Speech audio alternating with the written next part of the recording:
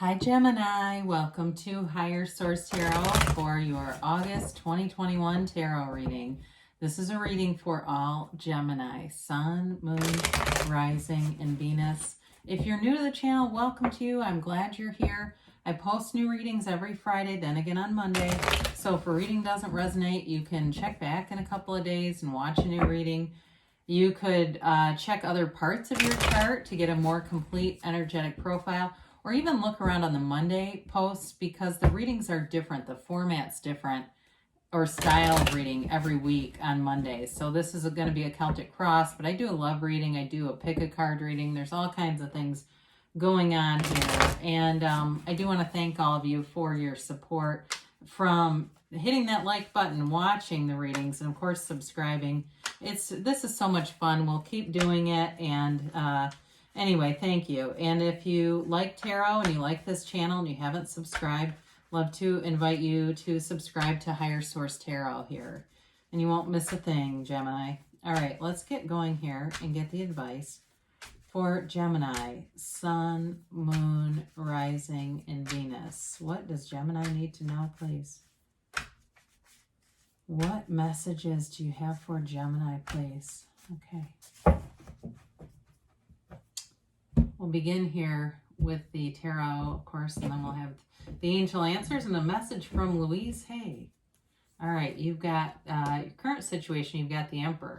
The immediate influence is the Three of Wands. Your destiny, you've got the Knight of Swords, the distant past.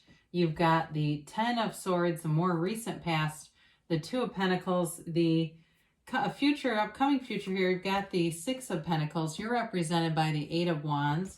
The person or situation around you is the Eight of Swords. That's interesting. The Hierophant is in your hopes and fears. The Ace of Wands is in the outcome. Well, I like to see that. Now, the bottom of the deck, ooh, there's some mysteries being revealed here in the bottom. You do have a couple with the High Priestess and the Hierophant here. You've got Aries, you've got Taurus here. You've got, let's see, you got quite a bit of fire, but also air too. So that's an interesting mix, and a little bit of earth here. So with this, you've got an opportunity coming in here, and it's all about being in this place of being centered, being spiritual. The High Priestess is the card of the psychic, but she really is it's more of a passive energy, okay? But it's also about having wisdom, knowledge. It's like secrets being revealed or knowing some information that will come through, especially with your energy being represented by the Eight of Wands. You may deliver information too to somebody that gets this moving. That may be a part of it too. But with the High Priestess, her road begins the pool of consciousness that you see, the water in the major arcana. So it's really about being in that centered state, in seeing the world through the eyes of Source, which I like with the Page of Pentacles and that Knight of Cups, because the Knight of Cups is really kind of a daydreamer's energy. It's the card of the visualizer. So seeing what you want, knowing you can have it, and really feeling it, because the feelings are the secret. So you put those powerful feelings with those thoughts, and that's the miracle grow. That's the gas on the whole thing. And so with the Page of Pentacles, you're going to have a new opportunity here. I feel like it has something to do with your communication. There's definitely a lot of communication in this reading, and something new. There's a passionate energy here in terms of a relationship. But there's also too, anything new that you start, you've got a driven feeling with it. So with your current situation, talk about being a visionary. You've got the energy of a visionary with the architect of the universe. I mean, this is powerful stuff. The Emperor gets what he wants, okay? So it's a card of wealth attainment. It is a card of structure, of authority. So if it's you or somebody else, you may have some kind of connection with somebody who is in authority. I just get that, okay? And it helps you to move forward. You may be sort of that teacher's pet if it's something at work and the boss really likes you. Or maybe you're the boss, I don't know. But with the Emperor, it definitely is a card of it's like this mechanism of moving forward. You know, he doesn't take no for an answer. So for you too, if you have somebody who, whatever that Eight of Swords represents in the situation or the person, maybe they're confined in some way or they can't leave an area. I don't know. There's something about that, or they're overthinking things too much. You may be the one that's that voice of reason who says it's time to stop thinking and start doing something here. Because with that Three of Wands, that is a card of success and taking action. It's also a card of waiting. That's again where this comes in. But there's wish fulfillment here, so I'm not too terribly concerned about the Eight of Swords. But with the Three of Wands, it's a waiting, but in a very unbothered state. So it's knowing that things are coming around. It's like that feeling, a good way to manifest is when you've gotten a new car and you knew you were going to get that car. There was no surprise in it. You knew it was happening. You can do that with anything, even attracting people or jobs or situations. I mean, I've had that too, where I've interviewed for a job. I knew I'd get it, and I did. That feeling of that confidence that you're manifesting. So with the Knight of Swords, this is kind of a fun energy for you and your destiny in a way, because you may be a person too, when you get something in you decide something, you want something, you will not be afraid to go after it. You're not going to be afraid to speak up and speak your mind. The only thing with the Knight of Swords, you got to be careful with some of the loose talk. And that's kind of a Gemini thing anyway. I mean, and I don't mean that in any disrespect. I've said this before. I've had many Gemini friends, and Gemini, my dad was a Gemini, my grandma, my aunt. I find Gemini to be a hilarious sign, okay? But sometimes one of my good friends at work, I finally said, look, you've got to stop talking about people. That's why they're getting pissed at you. And so with this, but they still loved her anyway. But there were times it was like, okay, just tone it down a little bit at least. And so this is sort of that energy of tempering yourself, recognizing when it's too much, knowing your audience, all that kind of stuff. Because the Knight of Swords, and I talk about more the shadow aspects of this Knight. Now the good, in the positive aspects, it really does move you forward. You cut right to the chase. So there's no guessing. There's no wondering what you're thinking. And people like and appreciate that. And it's that facility to communicate very clearly. And so in the distant past, you've got something here that you've been recovering from with this Ten of Swords, whether it was a physical issue or a financial one, or even something with a relationship. If there's been a breakup and you're waiting on this person and they're the Eight of Swords, I do see them coming back around.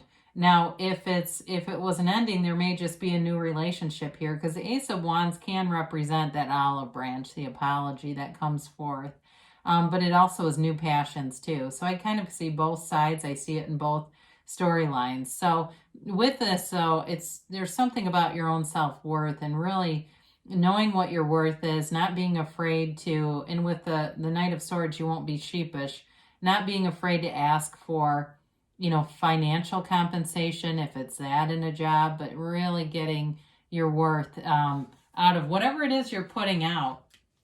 So as Two of Pentacles, there's definitely some indecision going on here connected to that Eight of Swords. But overall, though, too, there's a light energy about this. It's not Two of Swords, all right? It's more of a happy sort of juggling things.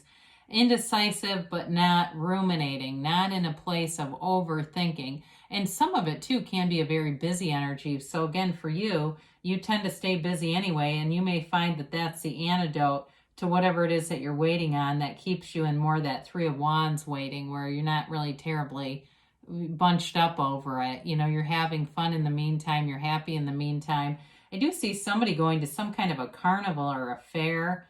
It looks like, one of those things where be careful on some of the rides though, right? Those can be treacherous. But just kind of having fun. I'm seeing like a boardwalk and having fun, doing other things. And so for some of you too, it may just be the busyness of travel, getting out there, having some other things to make your life feel normal again. So with the Six of Pentacles, again, you've got compensation coming in. But it also can be you in the red coat, okay? So if it's you compensating other people who are working for you or helping you in some way, but either way, it's reciprocal and there's a balance, there's a give and take, even though one side has a little bit more to offer. And that may be part of that relationship piece, whatever is holding this person back it could possibly be their own financial situation and feeling like they're not quite ready to give or feel like they're completely comfortable financially. And I mean, I don't know about you, but times when I've had financial stress and I was single, I didn't feel like jumping into a relationship, right? That's not where you head normally. Just not feeling that comfortable with it. But I do see definite progress and coming together with this. So you're represented here. Eights are movement in the tarot, and you're represented by the Eight of Wands. It's quick movement, especially with that Knight of Swords. It's wanting things to change. You know, when we see things like this together, the you know, all these wands, I can even do the 3 here. I mean, there's definitely it's time to take some action. It's like having a conversation that really moves things forward, all right? Because that Ace of Wands is wish fulfillment. It's getting something you've always wanted. And that 3, of course, is the card of the visionary. So you see what you want, you know it, you feel that it's here, and then there it is. The Eight of Wands is also the arrows of love, too. So again, in a relationship, it's time for a conversation and to have things move forward. Right when I said that, it was 11:11 on the timer, so I just want to acknowledge that. So with the Eight of Swords here, I mentioned before, you know, part of this could be with your Eight of Wands energy, just the right conversation for this person to move forward, because they're in their own self-imposed prison. There's really nothing stopping them but their thoughts. And there may be too much weight on what other people think. That may be part of it too, but there's something weighing this person down. It feels like it's a perspective issue, but it still feels heavy to me, like they've really decided in their mind that whatever this is, they have to move through one thing to do the next. They've got this sort of a procedure going on here, or like these steps they think they need to take. And so for this person, there's, you know, sometimes there's security in talking less to people, not having so many people involved, because that can definitely be part of the issue. So the Hierophant shows up, and we like to see this. The Hierophant says, be still and know. And it's also a card of deep spirituality and knowledge. There's wisdom and knowledge you'll see in the pillars in the Hierophant and the High Priestess. Okay, the High Priestess, though, is also a card of staying true to yourself. And it's interesting because the Hierophant also it's your inner teacher, that deep inner spiritual teacher who will not lead you to do something that would hurt anyone else. Okay, the Hierophant would not tell you to, you know, cheat on your significant other or steal from your employer or something. You know, the Hierophant is of a very pure energy. Or it's also a marriage card. I mean, it can make a great partner for some of you. That's why that's here. You're looking to have that sound, solid partner in life. That one that you really can honestly say, you know, people say they're partner in crime, but somebody who truly is a partner and runs the distance with you. So the Ace of Wands is an exciting energy to show up in a reading, because there's enthusiasm here. It's that pull towards something new, something exciting. We talked about the apology. It represents that too in Olive Branch, but it's also like, you know, waving your magic wand. And so your creativity and ideas, when you put action to those, there you go, things will happen. And also too, you know, it's a yes. If you're asking, is this person coming towards you? Yes, there's passionate energy here. There's a chemistry and a synergy too that has you connected with somebody. And so if it's somebody you haven't met yet, you're already manifesting them. But if it's that reconciliation, for those of you that's what you're asking about, then they're here, coming back around.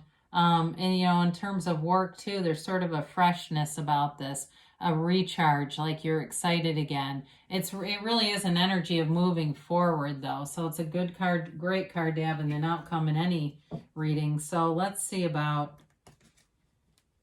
the angels here, shall we?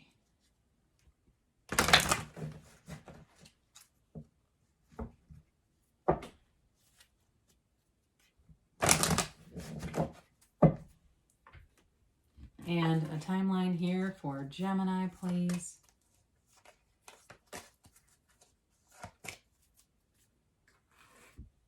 And how about a yes?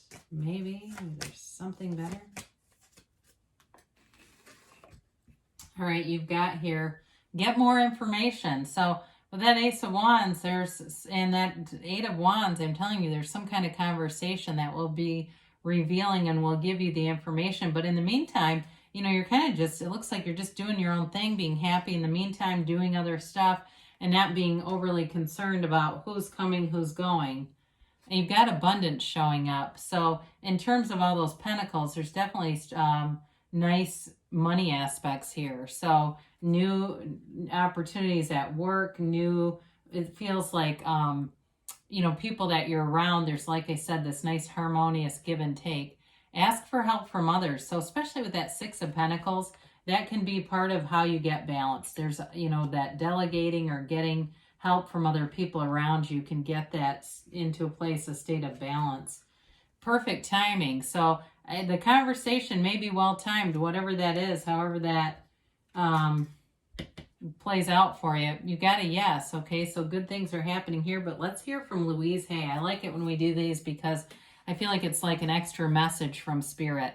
Life loves me. She wrote a book, I believe it's called that, right? I've got the book, I should know. Anyway, life loves us all. Look at yourself in a mirror, breathe in and say, life loves me. As you breathe out, smile. Repeat 10 times. So that's part of her mirror work that she teaches about, which is a really great tool if you haven't tried it. But good things are on the way for you, Gemini. I love you, and I'll be back again soon.